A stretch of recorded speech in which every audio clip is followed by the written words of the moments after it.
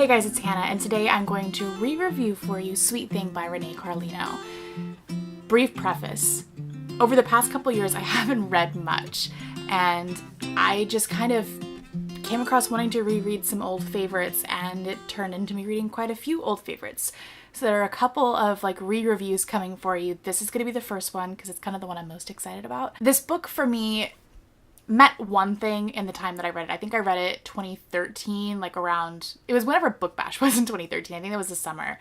And it meant one thing to me then, and revisiting it now, I think it means even more to me. Yeah, I really liked it. So I'm going to go through some of my favorite passages in the book. So something that initially when I read the book really caught my attention, I think it was the first page, so good on that. And I'll just go ahead and read it to you. Airports are the great human distribution factories, and people watching here can provide a writer with infinite possibilities. Every second there is a new brief snapshot of humanity. It's an endless stream of fodder. I just kind of did that to catch your attention because it sure as hell caught mine. So a big theme in this book is, I don't want to say exactly self-discovery, but learning about yourself. And then being able to not necessarily change who you are, but recognize an issue or a problem or a repetitive way of thought that makes you behave in a certain way. That's the best description I can get for it. And in a very, very, very large way, I found myself to identify with Mia in a way that I hadn't before. I thought I identified with her a bit, but it's kind of at another level now. So I'm going to actually jump a bit. It's not going to spoil you or anything. Don't worry. I still will do the spoiler section like I used to. But it kind of gives you an insight. It gives you an insight into the story. It seems like I was always so scared I would make bad decisions. I dated no one because the guys I was attracted to didn't seem suitable for the future I envisioned. And another part, was I guilty of choosing safety over happiness and freedom, like the characters in the book, which is a kind of like an article, so to speak, that she reads. Isabel in the book is trapped by her own fear and nothing else. No one else. It's a cautionary tale. And kind of that whole part really speaks into Mia and Will's relationship in the book. Also kind of just speaks to her as a character in general and obviously the problems that therefore arise. I completely do that. I am trying to break out of my shell a bit. I feel like this last year working in customer service, sorry, I'm gonna grab this and it's gonna be out of shot in a weird way now, but whatever. I kind of was forced into getting out of my shell a bit, and it's funny, my coworkers are like, "You're shy?" I'm like, yeah, incredibly, so antisocial, but they don't see it. And I've known these girls for a year, and anyway, it's helped me come out of my shell is my point, I guess. But I very much do that. I don't date because it's protective. This feels very personal, but I'm also very much an open book, and I'm willing to talk about stuff like that because it's a really good feeling when you realize that you are not alone in the way that you think. And I think there are a lot of people out there like me, which I didn't used to think, but I've come to realize that now. I don't know. I'm trying to come out of my shell in lots of personal ways, and I feel like this book was very much a catalyst to me realizing, yeah, I really need to kind of get out there. It also has, throughout this book, really fantastic music references. I discovered Cat Stevens through this, which I didn't really discover. I did know a couple of his songs, but I actually did like them. There were just so many artists throughout this. There's also a song particularly that, if you're familiar with it, really encompasses the story. Oh, am I coming out of my shell? What was I saying? Fuck. Oh, Satisfied Mind. That's what I was talking about. So I think it's originally a Bob Dylan song. When I just looked it up quickly on YouTube, I saw the Jeff Buckley version. I love Jeff Buckley, so I clicked on that one. And I'm obsessed with... I hate people overusing that word. I very much love the song, and I think it speaks so much to this book. And also another book that I'm currently reading, and I'm going to kind of give you if you like this, you'll like this. They're so similar. It's kind of about being true to your art and how money does not equal happiness, but it does it in this really eloquent way. And that is definitely a theme woven throughout this book. Basically what it's getting at is the whole idea of money makes the world go round. And yeah, you need it, but it's important to stay true to your art and to you. And it's better to be a small artist that doesn't make a lot of money and feel satisfied with what you do and proud of the art you create than to make it big and, sell your soul. Be a pop pagan as a different book reference. So with that, I'm going to start talking about spoilers now. You're more than welcome to stick around. It's not going to be super plot heavy like my last review, which I'll link down below and in a card if I can remember. And I'm going to kind of just go through here and read passages and quotes that were particularly meaningful to me and give you my thoughts on where they are within the story and like what's going on and, a little bit more quote driven. So kind of on that track of I personally identify with Mia at a very, very deep level. And I'm going to go ahead and just read this bit that I think a lot of people will relate. Especially if you're in your 20s and have no fucking clue what you're doing like me. Maybe your early 20s were about wearing Daisy Dukes, withdrawing from a zillion college courses, changing your major 5 times, one-night stands, alcohol poisoning, having sex with your neighbor while his girlfriend watched, dating a distant cousin, cocaine, bad credit, or bad eyeshadow. Either way, by 25, most of us start thinking about other things. The big questions. What do you want with the rest of your life? Who will you marry, if marry at all? What career will you choose? Do you want children? It seems like everything I knew at 25 morphed into everything I didn't know by 26, when I was suddenly hit with the realization that many of the decisions we make in our 20s are permanent. Those decisions are easy for some, and you could just say those people are just the shallow puddles we trudge through, but I would argue that those people are lucky, because right now, as I watch this girl, the past me, looking serenely self-possessed, I know that she is standing on a great precipice. I can tell by looking at her that she is the still water you only ever skip rocks over.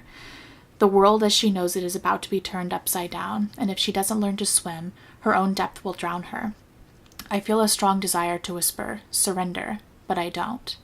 Like everybody in this airport, she is headed somewhere, possibly the first stop on that brutal journey of self-discovery.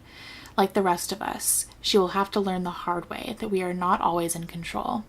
Sometimes it takes the love of others to show us who we really are. Something from a writing perspective, because I've got back into writing. I know I'm getting back into reading. I'm writing again. I'm 2013 Hannah and a little bit more wise than 2013 Hannah. But from a writing perspective, something I personally struggle with writing, or at least takes a lot more concentration, is like the physical movements of the characters and being able to say it in a fluid way and so it doesn't feel choppy. That's challenging for me personally, and I found that she really excelled in that. So like, for instance, I leaned back to gauge his expression. Like, that's something I made a note of, because I'm like, figure out how to say stuff like that in that way where it's like, I leaned back and then looked, like, you know what I mean? It just was very fluid, and I was like, take like physical, what's the word I'm trying to look for? I don't know, just like action movements and stuff like that. She just very much excelled with. There was also, shame on me, so many musical references that I missed the first time around. Like, I don't think in 2013 I'd ever heard a Pink Floyd song, and I missed the Two Souls in a Fishbowl reference, and I was ashamed of myself because I love that song. My favorite quote from the entire book. I couldn't say the words because this feeling had unearthed a new sensation that I had no experience with in a relationship. Fear. It's a plaguing, unruly affliction that clouds any happiness born from real love. It's a fool who thinks love will set him free. Love equals a morbid and relentless fear of losing the other person. It's a freak accident fear, a piece of space junk falling from the sky and obliterating him, leaving nothing but his smoking boots. It's the unfortunate organ defect fear. Suddenly, on his 30th birthday, a little crack in his heart that's been there since birth will rear its ugly head and take him in his sleep while he's spooning you. It's the only way you know you're really in love. When you ask the question, would it be harder to watch him die, or to know he'll watch me die? Is there more mercy in being the one who does the watching, or in being the one who does the dying? It's when you realize what mercy killing actually means. It's when you actually care to the point of tormenting worry. It's not roses and white horses. It's fucking brutal, and it can send a person running for the hills. To love is brave, and Will was the bravest person I knew.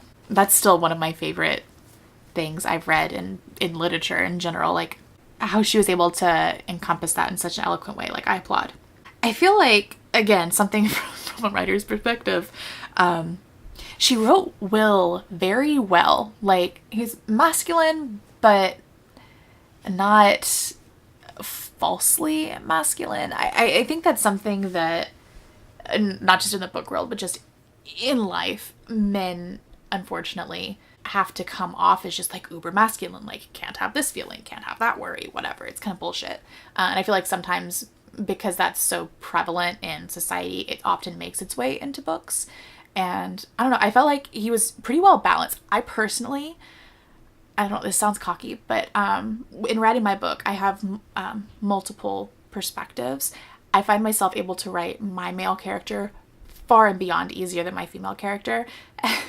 And my friend who's like helping me edit my book, we kind of had this like noticeable point where it's like, you basically are him. So I don't know, it's who you identify with, I guess, the most as a character. But I guess all that's to say is I think she did a very good job developing him. I think he had a very good voice, and yeah, I enjoyed reading it. I just enjoyed this book in general. I have so many copies of it, from like the old coffee cup cover one. But yeah, I loved this book again, and all for kind of different reasons. And I think that's really cool how that can happen. And it encouraged me to reread more things. And here is the, if you would like this, you will like this. So if you liked Sweet Thing, highly recommend How to Kill a Rockstar by Tiffanie Debartolo. And in fact, I'm going to read a tiny little passage from that just to kind of convince you. They're both music-oriented books, and they both have kind of that same, do you sell out or do you stay true to your art kind of idea. I'm actually going to read a couple of descriptors really fast, because that's kind of what sells me. I love the way that Tiffanie writes. I began to unravel like a ball of yarn tumbling down the staircase. His eyes, they were two crescent moons, small and lucent, the color of soft, perfectly faded denim. And like combustible grin, like stuff like that, like I'm a sucker for. I don't know if this is the best thing to read to convince you, but it's my favorite quote from the book. And it's something I'm trying to memorize, because like a different quote, you should memorize poetry. Let it be like the marrow in your bones, basically be there for you at all times kind of a thing. For what it's worth, I think happiness is a fleeting condition, not a permanent goddamn state of mind. I've learned that if you chase after moments of bliss here and there, sometimes those moments will sustain you through the shit. Personally, I don't like inherently happy people. I don't trust them. I think there's something seriously wrong with anyone who isn't at least a little let down by the world. I was alone, in ways people aren't supposed to be alone. And sure, I could have stayed where I was, continued working my nowhere job, living in my nowhere apartment, eventually marry some nowhere man, have a few kids, and anesthetize myself with provincial monotony like most of my peers had done. And before I knew it, I'd be 6 feet under. I wanted more, and I had hope. So I think if you very much liked Sweet Thing, I think you will also very much like How to Kill a Rockstar. This is something I'm going to try to incorporate into the ends of reviews from here on out, because I think it's a fun idea. Let me know what you guys think, and I will talk to you guys next time. Bye.